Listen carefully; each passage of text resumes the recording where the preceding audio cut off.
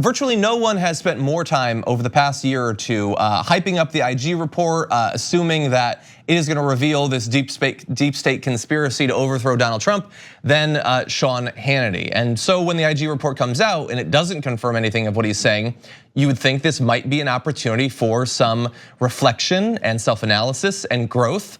But instead, you got this. Well, everything we said, everything we reported, everything we told you was dead on, center, accurate, and the mob and the media has missed what is the biggest abuse of power, corruption scandal in the history of the country. It is this report, putting aside whatever differences, and for the Attorney General and for John Durham to come out like they have, and I'll get to these statements in a second. And it is all there in black and white. It's all there. Put the conclusion differences aside for a second here. Okay, so Jordan Ewell, putting aside the conclusion differences, wait, why is that what you would put aside? That seems like an important part of this. But anyway, I bring this up to you because I know that for a long time, like your job was to follow these sorts of people, the conspiracy theories they're spreading.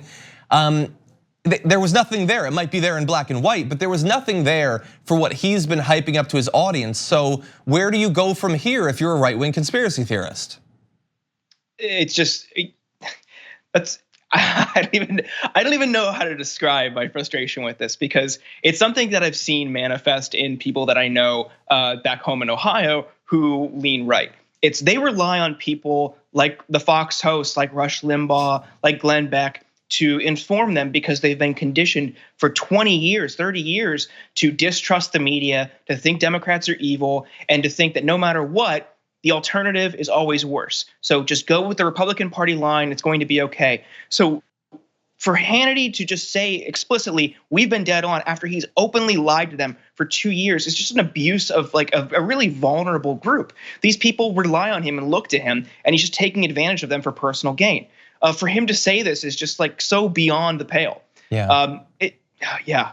So I guess I'm curious for your prediction then. So he's coming out the gate saying everything that we were telling you was confirmed, but it wasn't. So I'm curious, do you think that that's damage control and he just jettisons the whole IG report, moves on to something else? Or does he in fact double down and hope that people will just trust him and not their lying, reading eyes?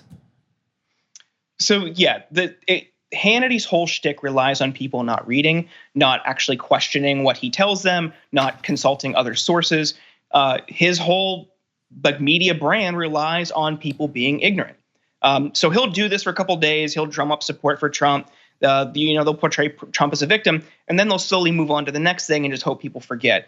Because even the slightest bit of scrutiny would kind of unravel this entire thing. And Hannity has absolutely no defense.